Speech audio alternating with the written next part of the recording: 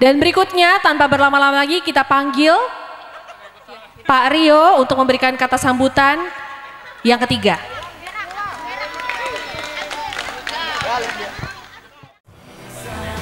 Assalamualaikum warahmatullahi wabarakatuh. Selamat malam, salam sejahtera untuk kita semua.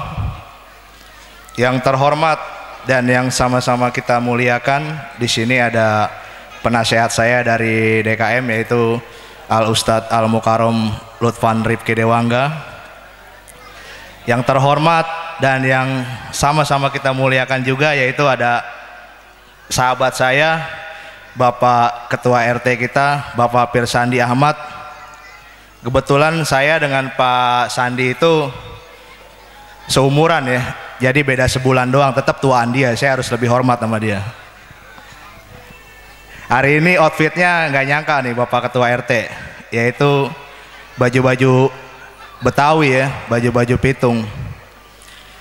Makanya kalau kita songong-songong tuh sama orang Betawi itu di zaman saya kecil itu, karena saya lahir dan besar di Jakarta juga, sama kebetulan dekat rumah beliau juga, ada istilah yaitu lo songong-songong sama gue, pale lo gue bayarin kan gitu.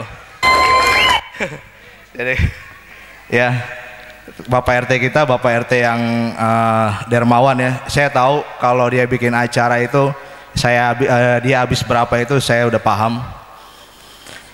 Kepada Mas Rudi selaku pengurus juga, kepada rekan-rekan yang lain, Bapak Ibu semua yang tidak bisa saya sebutkan satu persatu, namun tidak sedikit pun mengurangi rasa hormat saya kepada Bapak Ibu sekalian.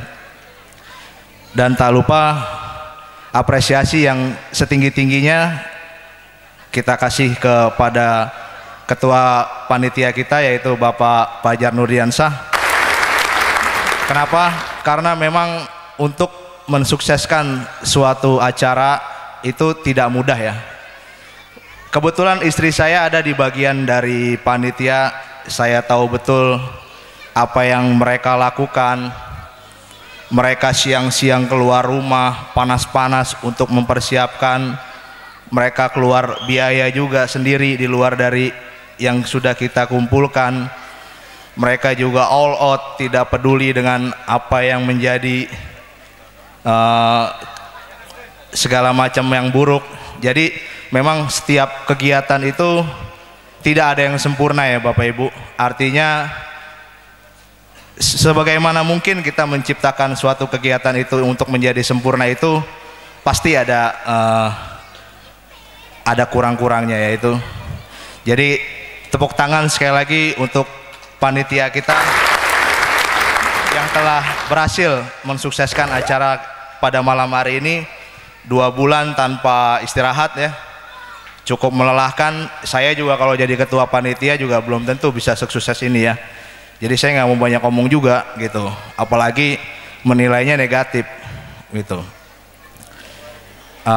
Apalagi kan setiap ada acara di kita itu ada anggaran ya. Kebetulan tahun ini juga katanya kan naik dari 50.000 tahun sebelumnya menjadi 100.000. Itu kan banyak juga dikomplain sama Bapak Ibu, kenapa anggarannya kok bisa naik. Padahal kalau saya berbicara dengan rekan-rekan saya di pabrik, yaitu ada ketua RT juga, ada ketua DKM juga, kebetulan kita di komunitas bareng, itu setiap Agustus mereka itu menganggarkan itu sekitar 18 juta sampai 19 juta.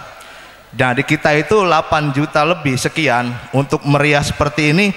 Gimana cara ngolahnya? Ya inilah, di tangan Mas Fajar ini bisa dikelola dengan baik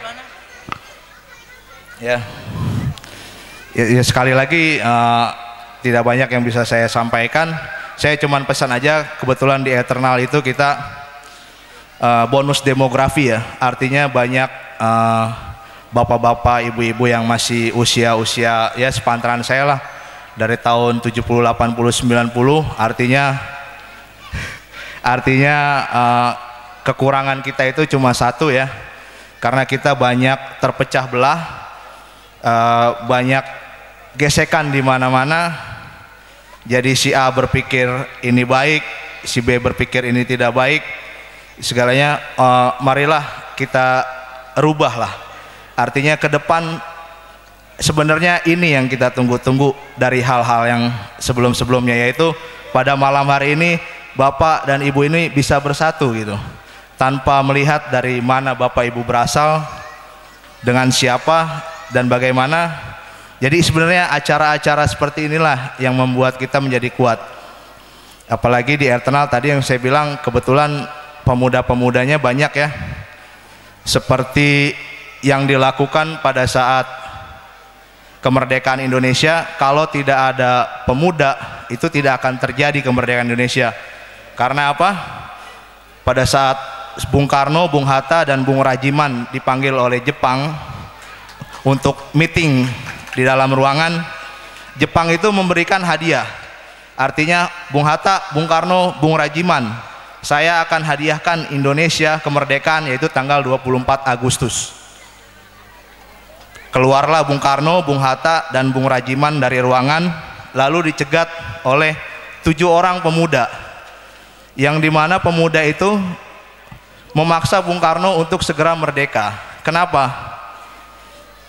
Bung Karno, Bung Hatta, kita harus merdeka sekarang, karena kalau kita tidak merdeka sekarang, kita tidak akan bisa merdeka. Oh, nggak bisa, kata Bung Karno, karena saya udah janji dengan pemerintah Jepang bahwa tanggal 24 Agustus kita akan diberi kemerdekaan.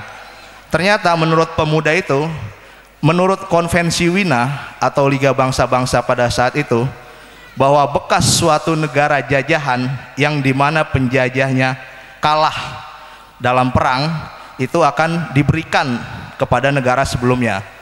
Artinya kalau kita tidak merdeka pada saat itu, bahwa dari Jepang kita akan dialihkan ke Belanda lagi gitu, dan itu sah menurut konvensi Wina.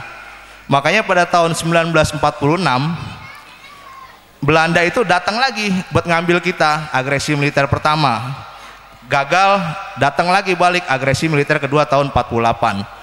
Jadi karena persatuan dan kesatuan yang diciptakan pada saat itu, akhirnya kita bisa merdeka seperti sekarang. Pesan dari saya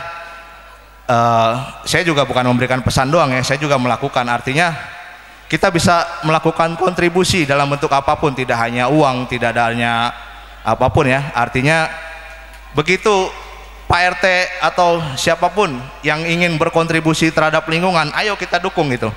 Artinya kita nggak usah ngelihat siapa yang melakukan itu gitu. Jadi gitu ya. Jadi ya di sini kan memang ada terpecah belah nih. Ada yang pasukannya pro RT misalkan, ada yang tidak pro dengan RT. Itu sebenarnya nggak usah diiniin gitu. Artinya kalau tidak ada, seandainya Pak RT pun tidak jadi, diganti orang lain, apakah itu menjadi lebih baik? Tidak juga. Karena negara-negara Timur Tengah, Afghanistan, Libya itu, begitu pemimpin-pemimpin aslinya diturunin, diganti pemimpin yang baru, juga malah tambah sengsara gitu. Jadi kita tuh nggak perlu membahas ini benar, ini salah atau nggak perlu lah. Jadi artinya untuk eternal kita harus bersatu. Itu aja pesan saya. Jadi kita tuh harus bisa jadi contoh, harus bisa jadi teladan kepada anak-anak kita, kepada generasi-generasi penerus kita, agar kita bisa terus menaklukkan lingkungan kita. Kalau untuk berkontribusi negara, kita bukan ASN lah. Artinya saya juga berkontribusi negara, ibu-ibu juga pasti bisa berkontribusi negara, ada NPWP yang punya, apalagi udah pasti bayar pajak ke negara. Tapi dari lingkungan terkecil kita dulu, begitu eternal membutuhkan, mari kita terpanggil. Jadi udah nggak zaman lagi nih Bapak Ibu, artinya ini benar, ini salah, ini enggak gitu. Ada orang 17 Agustus bikin kegiatan lomba, di sini ngumpul lagi bikin kegiatan makan-makan. Nah ini repot nih kalau begini nih, gitu kan. Jadi memang semua itu harus kita hilangkan, mindset itu harus kita rubah. Gimana caranya kita bisa bersatu, kompak bersama, siapapun dia, siapapun pemimpinnya. Jadi mudah-mudahan ke depan, artinya mudah-mudahan eternal ini bisa menjadi suatu bagian, menjadi suatu sejarah yang bisa kita ukir dengan baik. Assalamualaikum warahmatullahi wabarakatuh.